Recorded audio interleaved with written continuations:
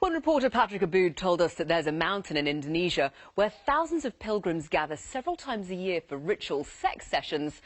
Well, we weren't quite sure what to think. So we sent him off with his camera to find out more. And after his trek to Java's Mount Kemukus, this is what he came back with. Married men, kadang pakai ini kan, pakai kondom. cheating housewives, government officials and prostitutes. Most consider themselves devout Muslims, revelling in a mass ritual of adultery and sex. Welcome to Gunung Kemukus, otherwise known as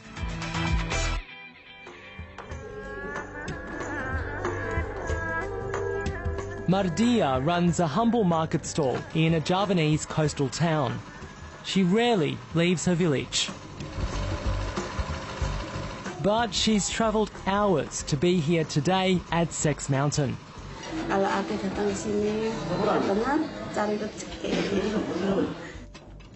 She's one of thousands of Indonesian pilgrims who travel to Central Java every month or so. They believe the magical powers of this mountain will make them rich.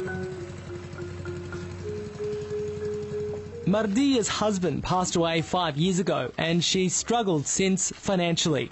She's hoping divine intervention will help. Kalau aku dapat rezeki, alhamdulillah bisa nyarutang. We're going with her to make sense of this mysterious custom.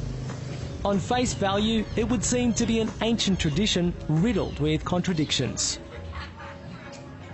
Mardia's calling a man she's hooked up with on previous trips to see if he's here again. Tonight is her lucky night. Halo. Ya, aku biasanya itu loh yang di depan makom.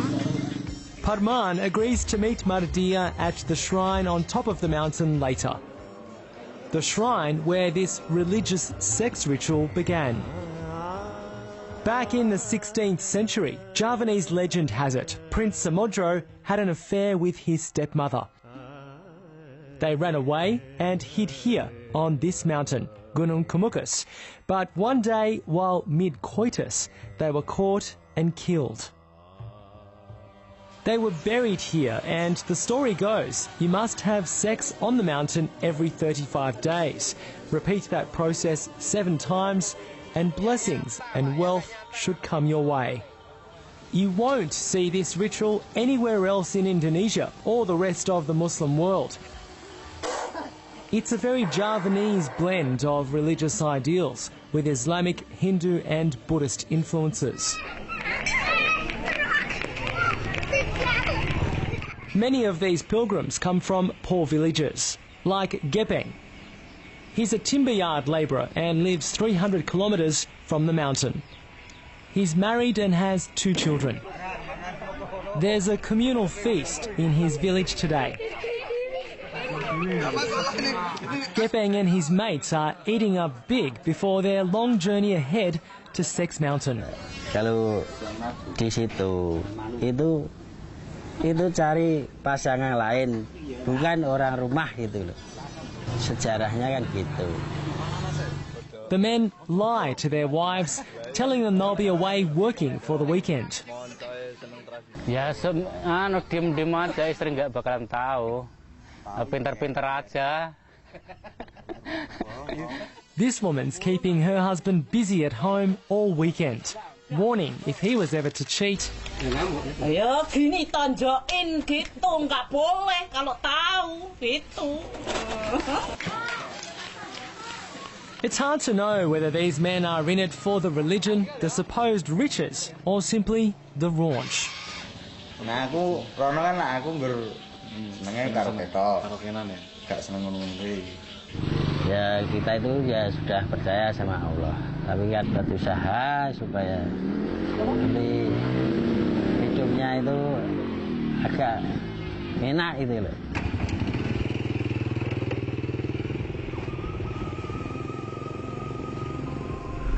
The men set off on scooters to seek their fortune.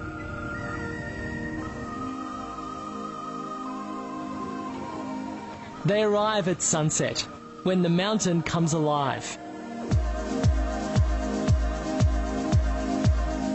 Excitement builds, floating begins. There's karaoke and entertainment. Aphrodisiacs for sale. Warungs, or sex shacks, line the hillside.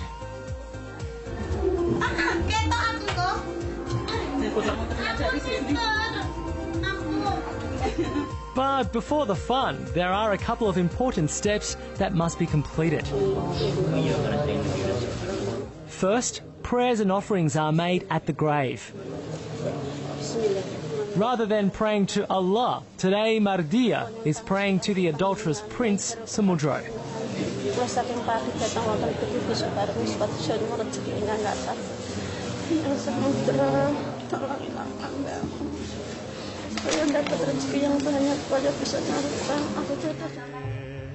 Then pilgrims must wash themselves at sacred springs. Once that's done, it's time for sex. Mardia disappears to find Parman. Yuli owns this makeshift motel that doubles as a sex shack and karaoke lounge. She rents out the rooms during ritual time, and it's a thriving business. Ya, alhamdulillah lancar, sudah membaik. Ya. She attributes her success to the fact she completed the ritual years ago. Saya Islam. Boleh, sedangkan Tuhan aja ngasih kesempatan kita melakukan ibarat dosa, kesalahan yang seburuk, sefatal apapun bisa dibenahi. There's hundreds of little back rooms like this on the mountain for rent. In this space here, there's about 20 rooms, 10 on either side.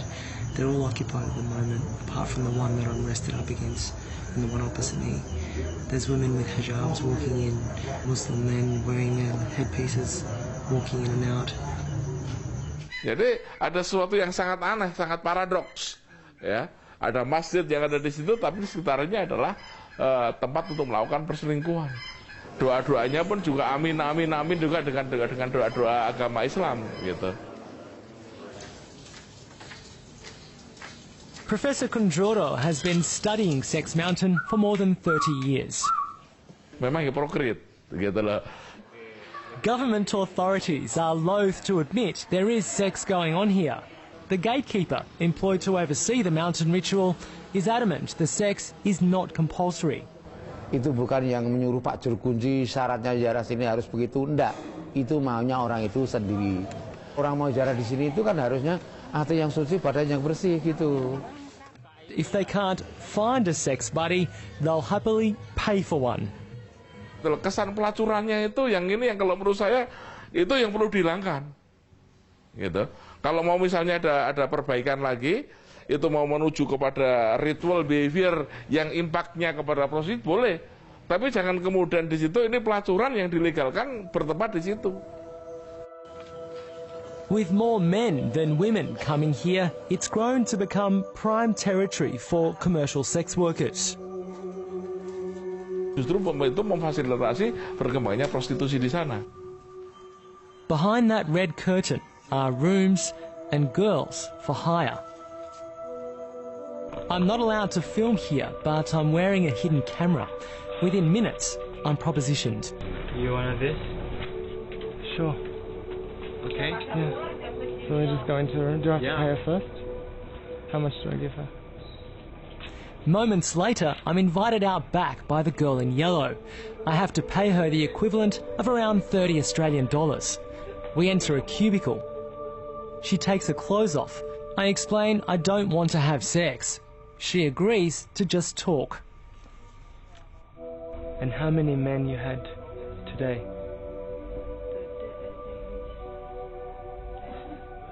7 today. Oh, it's many.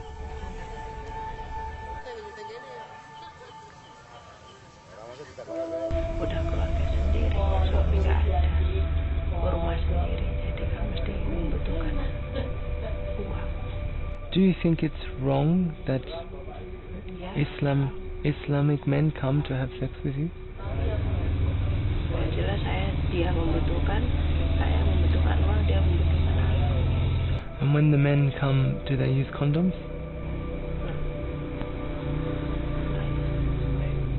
You don't worry that you maybe get sick? Ya worry sih, iya.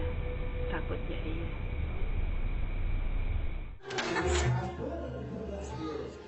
Agama Islam melarang. Ya, mereka tidak paham dengan itu. Karena sekarang kepentingannya lebih kepada berat keuntungan, akhirnya yang di sana ditinggal. The reality is, the local government makes a huge profit from Sex Mountain.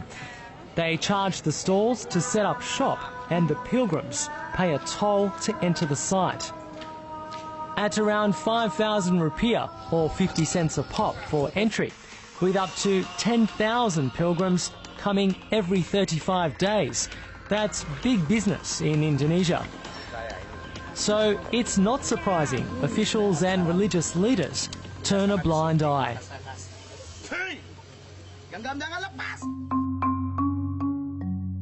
At sunrise, you'd be forgiven for thinking nothing happened here. The shrine's closed. And the sex shack's empty. But the working girls are still here. Ini formulir persetujuan untuk tes HIV ya, informasi dasar HIV, kegunaan tes HIV. This community health clinic at the entrance to the mountain is open once a week. Jadi pekerja-pekerja yang ada di sini sebagian besar sudah terkena infeksi menular seksual. Dr. Yusinarto has been coming to treat patients for years. He says the religious ritual here is a major contributor to the hike in sexually transmitted diseases. HIV/AIDS di sini sudah mulai banyak ditemukan juga, dan memang trennya sudah mulai ditemukan naik. Sebenarnya belum diakui, cuman yaitu gampangannya tahu. Mungkin pemerintah itu melarang, tapi dengan sendirinya orang kan datang sendiri dan pemerintah tidak bisa membuat. Bahkan yang terjadi mungkin misalnya Islamic ekstrim ya, sayap yang sangat-sangat ekstrim masuk ke situ. Saya kira ekstrim juga tidak akan bisa, karena begitu masuk di situ dia akan dimusuhi oleh banyak orang yang ada di situ. Mardia has been in touch to tell me she and Parman have slept together. She admits she'd like to see him away from the mountain as well, but he's married, and his wife isn't happy about their ritual arrangement. Bapaknya masih punya keluarga, aku serasa keberatan ya. Kan kadang-kadang istrinya kan marah-marah kalau. Memang yang terjadi sometimes, kemudian apabila si perempuan ini falling in love begini, kemudian terjadi ada perselingkuhan di tempat yang lain, gitu loh. It's hard to ignore the glaring contradictions at play here, but these pilgrims place their trust firmly in the custom. Like Mardia, most are convinced Sex Mountain has changed their life for the better. Ya, alhamdulillah 7 kali itu, walaupun punya utang sedikit-sedikit, udah nyampe.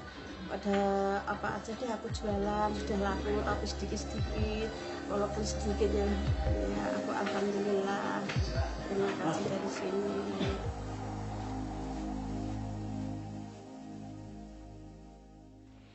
Patrick Aboud there. And there's a blog from Pat about his time on Sex Mountain on our website. Please let us know what you make of it all at sbs.com.au/Dateline.